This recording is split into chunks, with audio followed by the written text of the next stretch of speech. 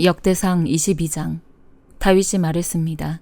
여기가 여호와 하나님의 집이며 또 여기가 이스라엘을 위한 번제단이다. 다윗은 이스라엘에 살고 있는 외국 사람들을 불러 모으라고 명령했습니다. 그 중에서 석수장이들을 세워 하나님의 집을 짓기 위한 돌을 다듬게 했습니다. 그는 철을 많이 준비해 문짝과 돌적 위에 쓸 못을 만들게 했고 무기를 달 수 없을 만큼 많은 청동도 준비해 두었습니다. 또 셀 수 없을 만큼 많은 백향목도 준비했습니다. 시돈 사람과 두로 사람은 다윗에게 엄청난 양의 백향목을 가져왔습니다. 다윗이 말했습니다. 내 아들 솔로몬은 아직 어리고 경험이 없다.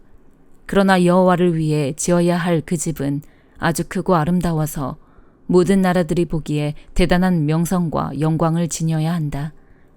그러므로 내가 그것을 위해 준비할 것이다. 그리하여 다윗은 자기가 죽기 전에 필요한 것을 많이 준비했습니다. 다윗은 아들 솔로몬을 불러 이스라엘의 하나님 여호와를 위한 집을 짓는 일을 맡겼습니다. 다윗이 솔로몬에게 말했습니다. 내 아들아, 나는 내 하나님 여호와의 이름을 위해 집을 지으리라고 마음을 먹었다.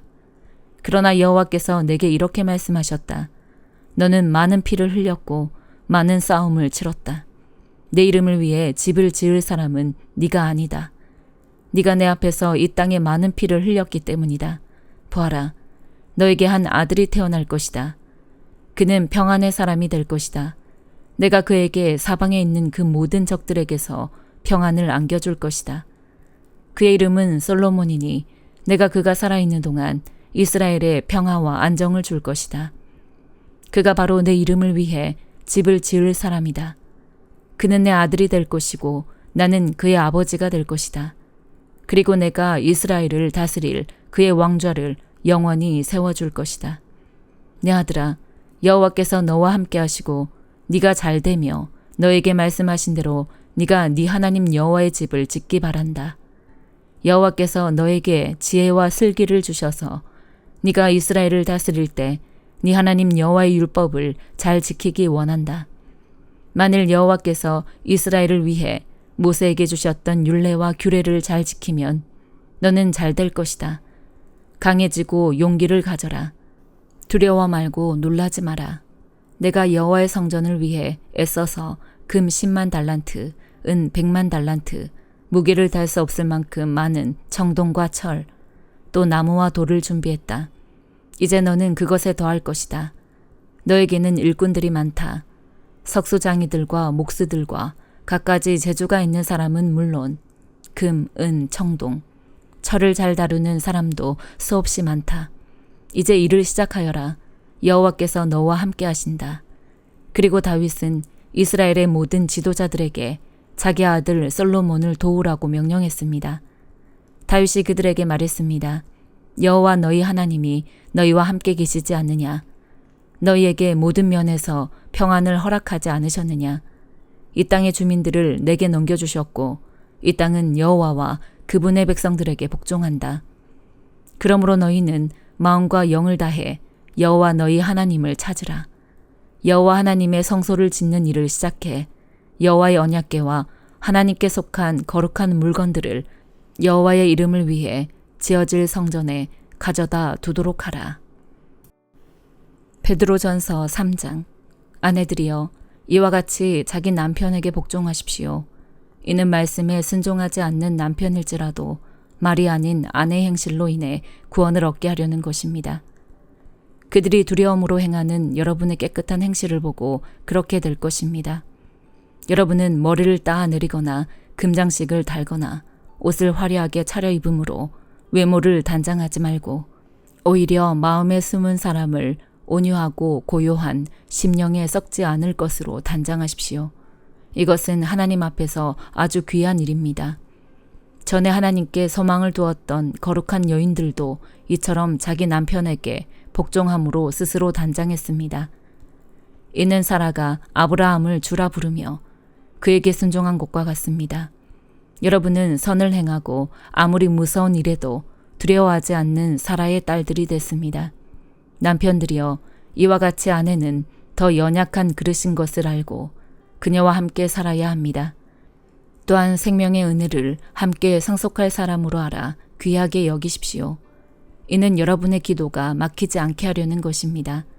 마지막으로 여러분은 모두 한 마음을 품고 서로 동정하며 형제를 사랑하며 불쌍히 여기며 겸손하십시오. 악을 악으로 갚거나 욕을 욕으로 갚지 말고 도리어 축복하십시오. 이는 여러분이 복을 유업으로 받기 위해 부르심을 받았기 때문입니다.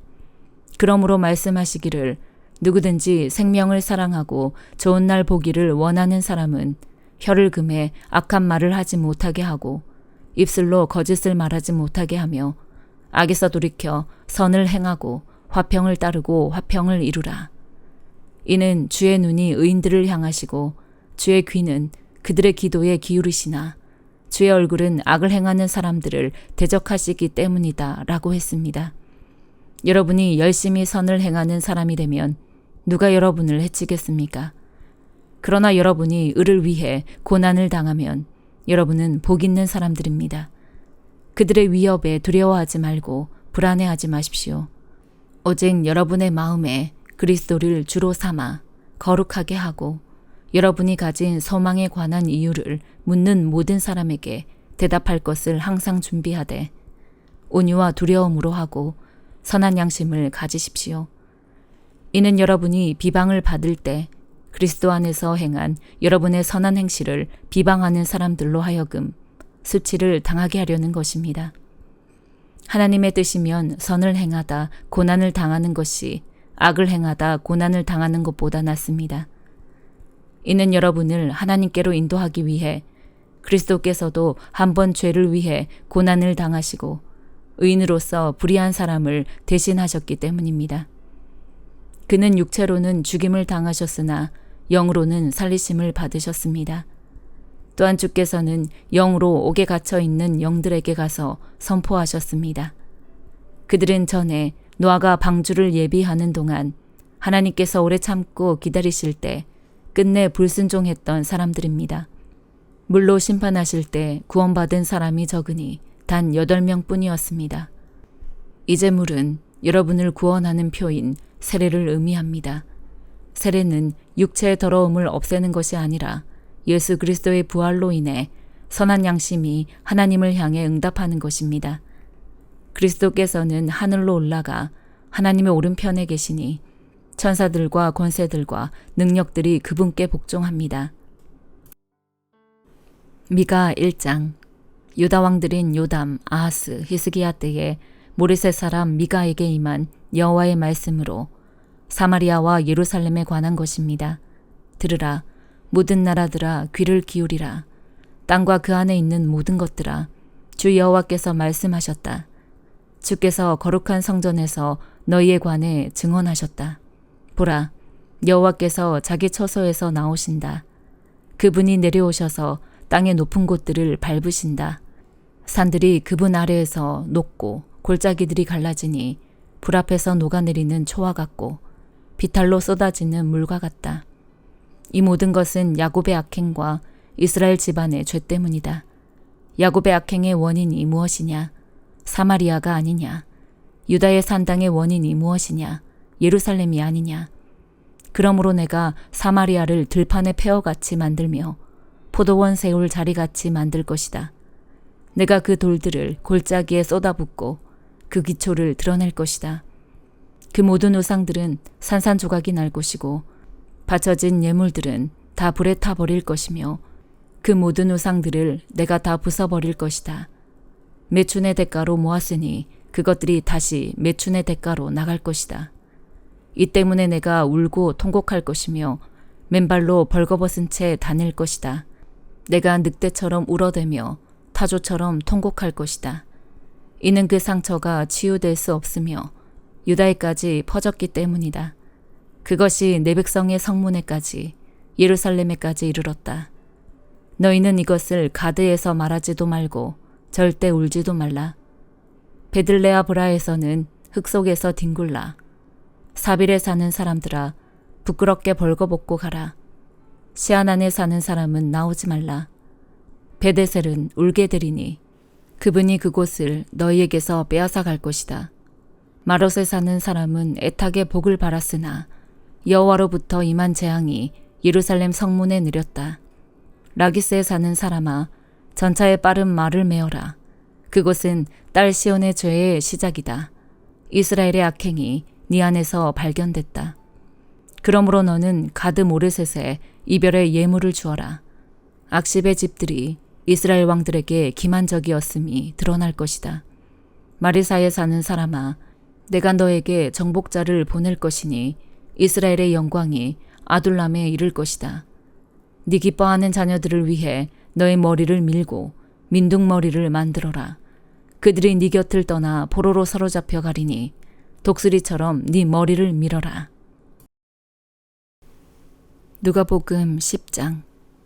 그 후 주께서 다른 70명도 세우시고 예수께서 친히 가려고 하신 각 마을과 장소에 둘씩 짝지어 먼저 보내셨습니다. 예수께서 그들에게 말씀하셨습니다. 추수할 것은 많은데 일꾼이 적구나. 그러므로 추수하는 주인께 추수할 밭으로 일꾼들을 보내달라고 청하라. 이제 가라. 내가 너희를 보내는 것이 마치 양들을 이리떼에게로 보내는 것 같구나. 지갑도 가방도 신발도 가져가지 말고 가는 길에 아무에게도 인사하지 말라. 어느 집에라도 들어가면 먼저 이 집에 평화가 있기를 빕니다 하고 말하라. 그곳에 평화의 사람이 있으면 네 평화가 그 사람에게 머물 것이요. 만약 그렇지 않으면 너희에게 돌아올 것이다. 그 집에 머물면서 그들이 주는 것을 먹고 마시라. 일꾼은 자기 싹을 받는 것이 마땅하다. 이 집 저 집 옮겨 다니지 말라. 어느 마을에 들어가서 너희를 받아들이면 너희 앞에 차려진 음식을 먹으라. 그리고 그곳에 사는 병자들을 고쳐주고 하나님 나라가 가까이 왔다라고 말하라. 그러나 어떤 마을에 들어가든지 사람들이 너희를 환영하지 않으면 거리로 나가 이렇게 말하라. 우리 발에 붙은 너희 마을 먼지도 너희에게 떨어버리고 간다. 그러나 하나님 나라가 가까이 왔다는 것을 알아야 한다. 내가 너희에게 말한다.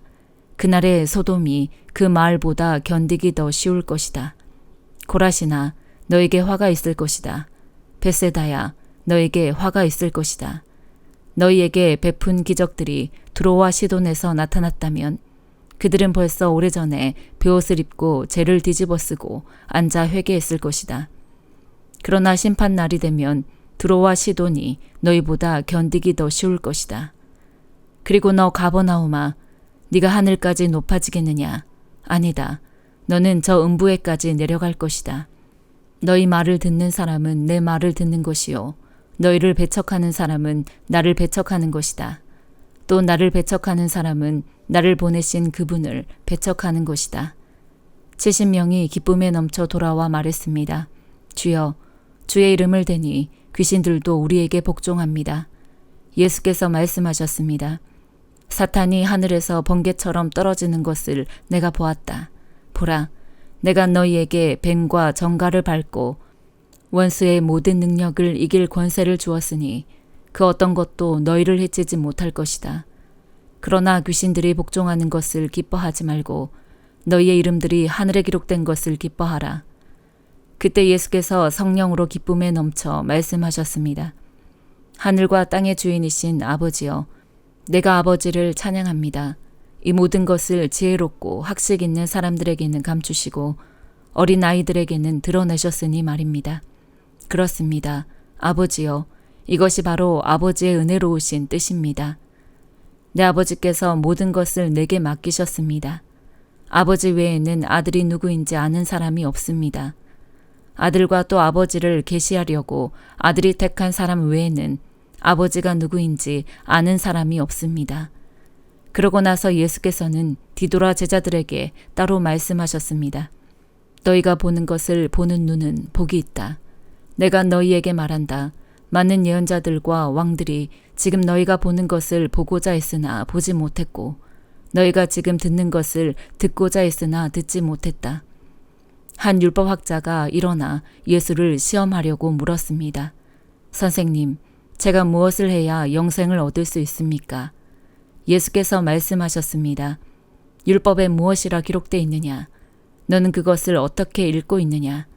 율법학자가 대답했습니다. 네 마음을 다하고 네 목숨을 다하고 네 힘을 다하고 네 뜻을 다해 주 너의 하나님을 사랑하라고 했고 또 네 이웃을 네 몸같이 사랑하라고 했습니다. 예수께서 대답하셨습니다. 네 대답이 옳다. 그대로 행하면 네가 살 것이다. 그런데 이 율법학자는 자신이 옳다는 것을 보이려고 예수께 물었습니다. 그러면 누가 제 이웃입니까? 예수께서 대답하셨습니다.